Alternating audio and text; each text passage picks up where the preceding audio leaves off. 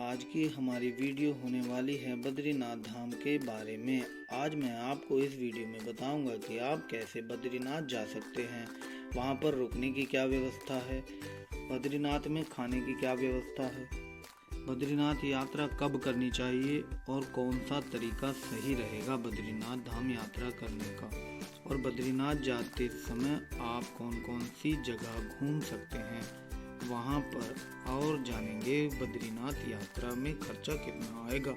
तो इस वीडियो को एंड तक देखिए दोस्तों, और कमेंट में जय बद्री विशाल जरूर लिखिए।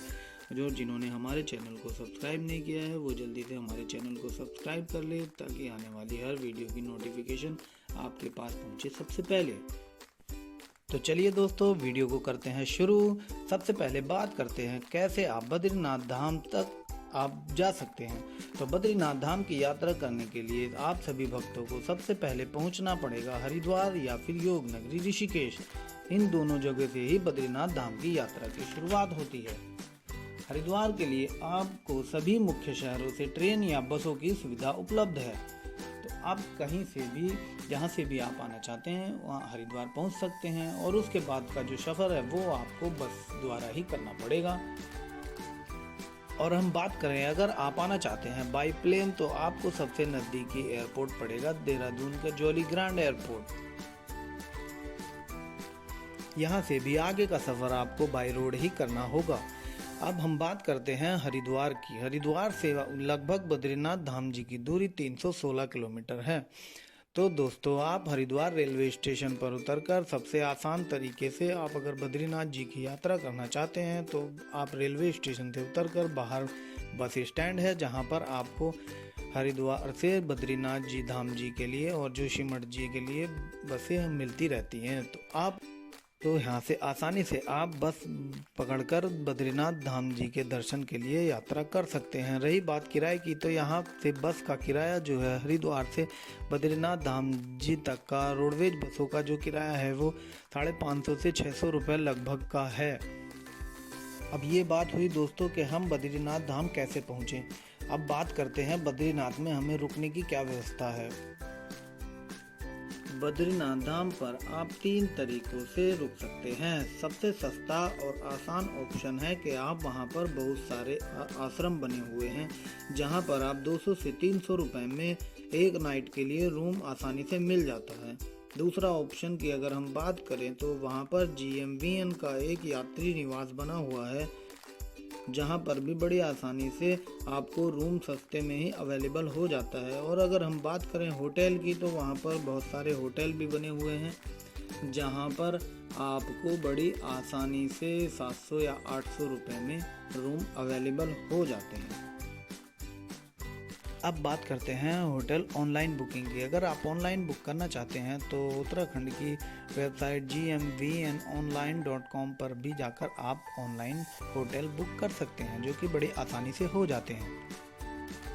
बात करते हैं कौन सा समय सही रहेगा बद्रीनाथ धाम जी की यात्रा करने में। तो जैसा कि आपको पता ही है कि बद्रीनाथ धाम 6 महीने के लिए खुलते हैं और 6 महीने के लिए बंद रहते हैं। क्योंकि यह मंदिर पहाड़ों के ऊपर बना है, इसलिए यहाँ पर सर्दियों में माइनस से तापमान पहुँच जाता है, जिसके कारण यहाँ पर बर्फ़ जमा हो जाती है। इसलिए सर्दियों में यहाँ मंदिर के कपाट जो हैं बंद कर दिए जाते हैं। बद्रीनाथ धाम के कपाट अप्रैल और मई महीने में अक्षय तृतीया पर खुलते हैं, और अक्टूबर से नवंबर महीने में कार्तिक पूर्णिमा पर बंद कर दिए जाते हैं। तो इन्हीं 6 महीने में बद्रीनाथ धाम जी की यात्रा चलती है। बद्रीनाथ धाम की यात्रा करने का सही समय होता है सितंबर से अक्टूबर। इस समय बहुत कम श्रद्धालु यहाँ पर आते हैं, जिसके कारण यात्रा सस्ते में भी निपट जाती है। बद्रीनाथ धाम की यात्रा का जो पीक टाइम होता है वो मई जून का होता है। इस समय यहाँ पर काफ़ी भीड़ होती है, जिसके कारण खर्चा भी बढ़ जाता है दोस्तों। जुलाई और अगस्त के महीने में यहाँ बद्रीनाथ धाम जी की यात्रा करने से हमें बचना चाहिए, क्योंकि यह मानसून का टाइम होता है।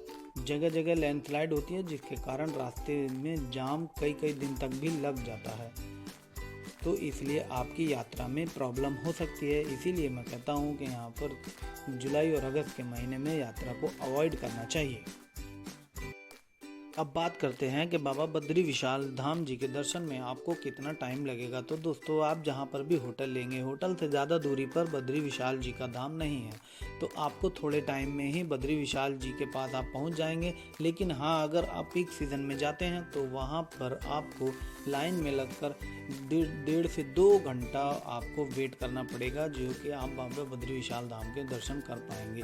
लेकिन अगर आप ऑफ सीज़न में जाते हैं तो वहाँ पर आप आधा घंटे में भी आपको दर्शन हो जाएंगे दोस्तों। तो वहाँ पर केदारनाथ जी की तरह ज़्यादा दूर आपको पैदल ट्रैकिंग नहीं करनी पड़ती है, जो कि वहाँ पर ही पास में ही आपको बद्री विशाल जी का धाम है। तो आप आसानी से आप वहाँ पहुँच सकते हैं, लेकिन वहाँ पर आपको दर्शन करने के लिए कुछ टाइम लाइन में लगना पड़ेगा।